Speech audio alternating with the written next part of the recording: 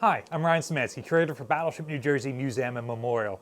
And today we've got a very special Pictures Worth 1,000 Words video for you, which is going to be showing some footage that I don't believe has ever been publicly seen before. First off, this is about an 8-minute long video that we're going to be showing you. Should it be a video's worth 10,000 words, or does it still fall under a picture's worth 1,000 words? I'm not sure. Let us know in the comment section down below. This video was produced by NavAir.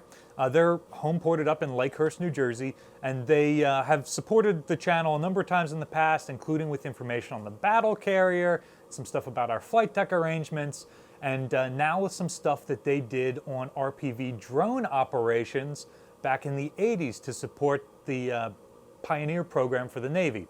So today's footage is footage from December of 1986, which we believe is the very first launch and the very first recovery of an RPV drone from an Iowa-class battleship. In this instance, we're seeing USS Iowa. And this is during the prototype phase, so we're going to see a lot of how these things were operated on board the battleship. But the very earliest version of that, this is at least 2 years before New Jersey gets one. So some things, while done similarly, might not be absolutely identical to drone operations on the other three Iowas, because these are the prototype and testing phases, and Iowa was used for those tests. NavAir had this footage on a type of cassette tape. It's not a VHS, it's not a Betamax, it's something else, but the same principle, just a completely different size. And one of our volunteers was able to copy it over to digital format, which is what allows us to post it now. So big thanks to Jim Mata from our radio club for being able to digitize this for us. The problem is the film that it was saved on has broken down over the last 40 years. And so the first 4 minutes of this are relatively crisp. The last 4 minutes are less so. So we're going to put a blinking lights warning on this video. Both because there is a strobe light on the aircraft that comes on right around when they're about to launch it, and there is the film itself strobes a little bit. Now, you can still make out everything, it just looks like 80s era footage. So without further preamble, let's jump right in.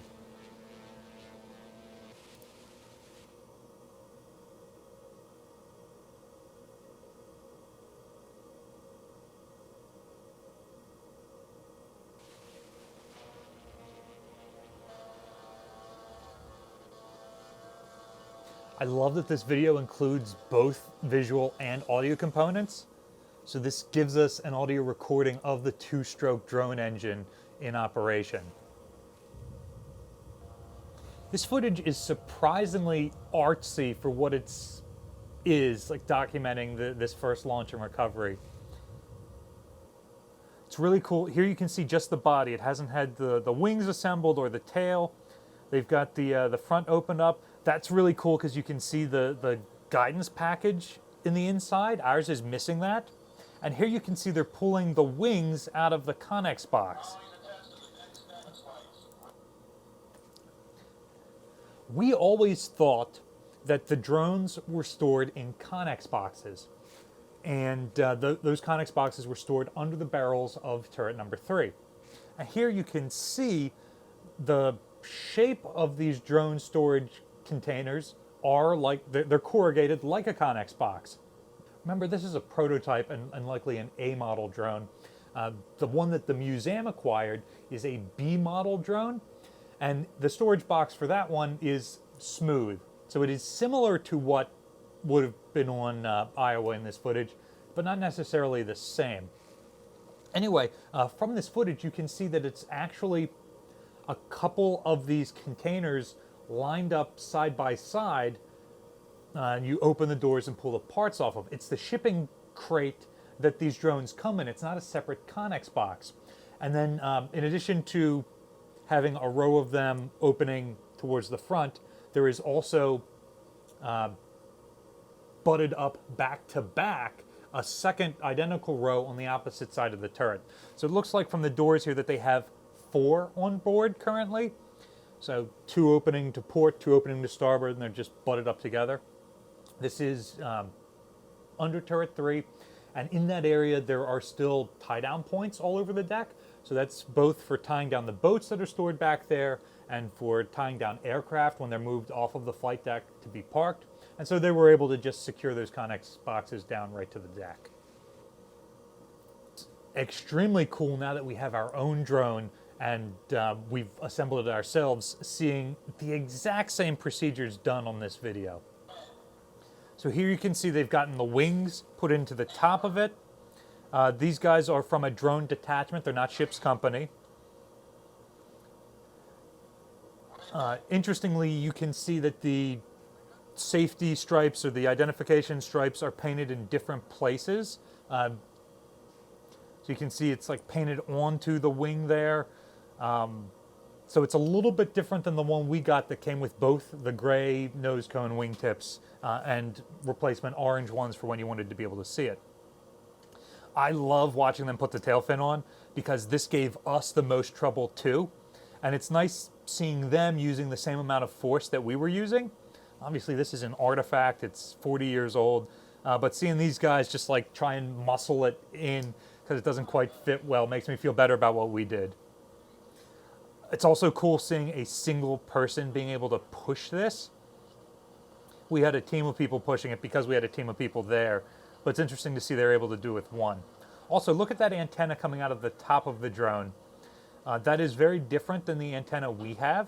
You can also see it's got a wooden propeller. These may be differences between A model and B model, or it might be a difference with this being the test model and later models even of the A variant have the type of antenna we have. I'm not quite sure yet. Here in this screen you can also see part of the recovery net, which is also currently rigged. We're going to talk about that more in a little bit.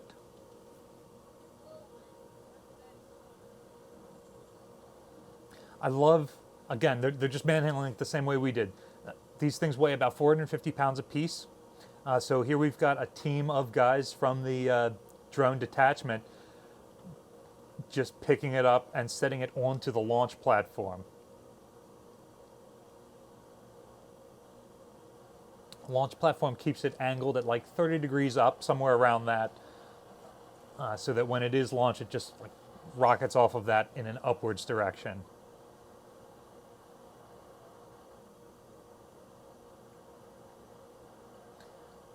Notice, just like during helicopter operations, the railings around the flight deck are folded down, so everybody's wearing their Gumby survival suits, those red survival suits in case they go over the side.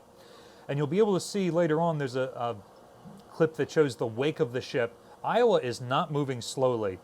You can see the horizon moving. There is some choppy water they're going through, and she's moving at a decent clip. I'm not sure if that's just to test, hey, can we launch this at a good clip, or if it's like aircraft carriers sail into the wind to get more wind under the wings.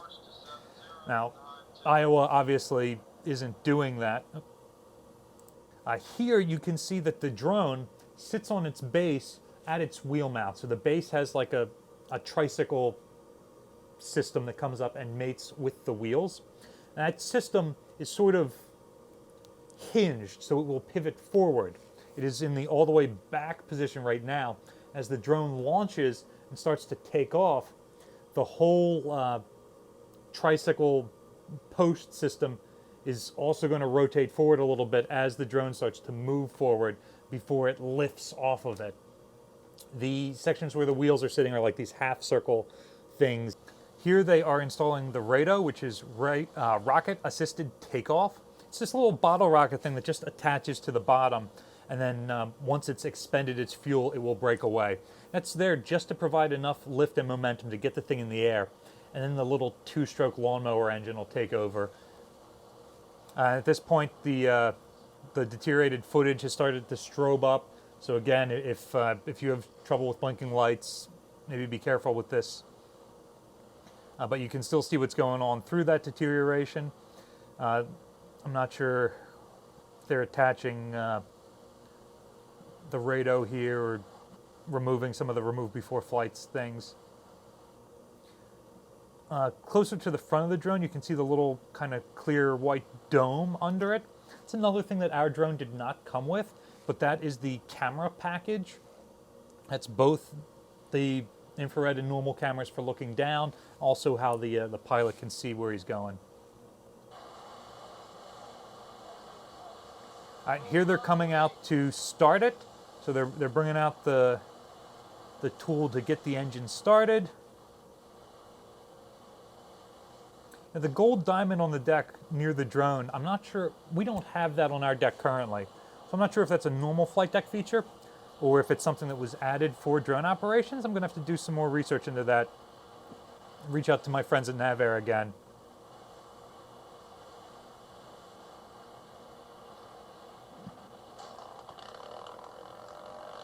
All right, so there you can hear that motor kicking off and warming up. Throttling down a little bit. And of course, before they launch, look at how choppy that water is too. They're not conducting these tests under ideal conditions, but they want the drone to be something that they're able to launch and recover under all sorts of sea states. Here you can see in the foreground, there's another post. So that's part of the recovery system, at least as it existed on Iowa. Again, like I said, this is the prototype system, and there's a strong chance that it varied between Iowa and the later ships, and I suspect it would have even varied between later ships. Iowa's might have been updated later on, or she might have retained this, and there was almost certainly an updated model that was added to the later Iowa-class battleships as they were getting it. Now notice the legs towards the stern of the ship. That's the section that actually supports the net, and it's got a tripod. So it's got the center post, and it's got two more tripod legs, one that comes straight forward, one that comes straight inboard. The one on the other side is the same. Now, notice that there is a post mounted here in the foreground that's got like spider leg looking thing in the bottom, a base to it. That is where a cable under tension comes and goes down. There's one of these on each side, so that when the drone crashes into the net will actually give and stretch out that cable. And so this is helping through blocks and tackles to feed that cable directly in the direction it needs to go. And that helps the drone's impact of the net be a little bit easier, a little bit safer recovery. Here you can see the strobe light on top starting to kick on for identification of the aircraft. Again, if you have issues with blinking lights, be warned. I'm told these things fly so low that you can hear that two-stroke engine going when they're in operation. So if you are being targeted by the drones or observed by the drones, you can usually hear them. Here you can hear that it is throttled up for takeoff. Look at how it wobbles back and forth. I don't know if that's because of the motor under power or if it's the wind coming across the flight deck. And there is the radar rocket. And see, it's just dropped off now that it's finished. So you saw it didn't have all that much of a boost, just enough to get it off of the ship and into the air. And now it's creating enough lift via its wings and its onboard motor.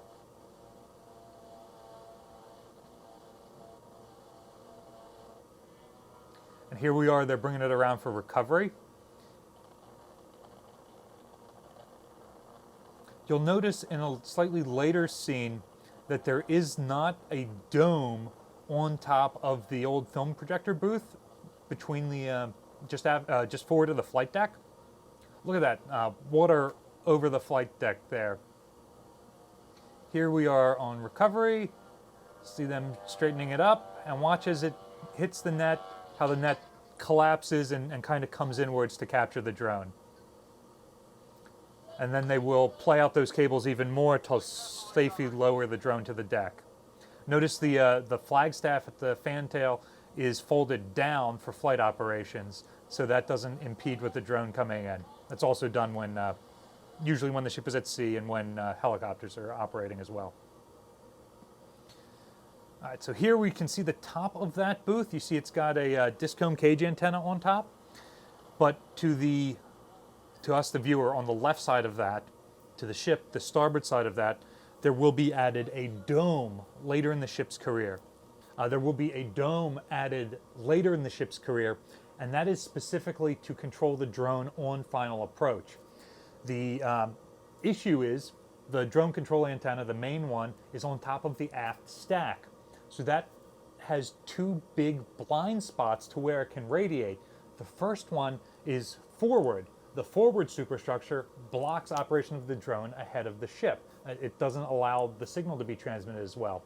So Missouri and Wisconsin and possibly Iowa get a second drone control antenna mounted on the forward superstructure. New Jersey never receives that one. All 4 Iowa-class battleships get a much smaller antenna mounted here on the film projection booth, because for lower objects like the drone on recovery, the antenna cannot look down past the smokestack it's mounted on and through the aft fire control tower to the flight deck. So they added just a small short-range one, because this only really comes up on landing, but that's when you really need it the most. So you can see here during tests, she still has the one antenna. A second will be added later on. Here's some more of that artsy footage that they cut in here. You can see the ship is making a lot of smoke. I guess they're blowing down stacks. You can see the radar antenna that is rotating. That might be part of why the footage is kind of screwy. So that is the footage of perhaps the first time a drone is ever launched and recovered from an Iowa-class battleship. We're super excited to get a hold of this and be able to distribute it for, we believe, the first time that it's been publicly available like this. It's really interesting to me that despite these ships being old, that the Navy just keeps adding the newest and the latest and the greatest. Drones were not widely in use in the U.S. Navy during this time, but they're adding the system to the Iowa-class battleships, and this system is now very widely used, not Pioneer specifically, but the concept of drones is now completely promulgated. It's all over the place in modern warfare. So New Jersey is both this perfect melding of the ancient technology, those 16-inch guns that don't exist anywhere else in the Navy, and the state-of-the-art modern technology that is so new it hasn't even come into its own yet, and it won't for another 20 or 30 years or so. But that is one of the cool things about these battleships, that they can be the perfect blend of the old and the new. So what did you think was the coolest thing to see in that video? Let us know in the comment section down below. Battleship New Jersey receives operating support from the New Jersey Department of State, also from a number of other businesses and private individuals. We'd like to thank the folks at NavAir at Lakehurst Naval Air Station for letting us know that this footage existed so that we could put it out there for everyone. You can support us at the link in the description below, and by liking, sharing, and subscribing so more people find out about the museum and our channel. Thanks for watching.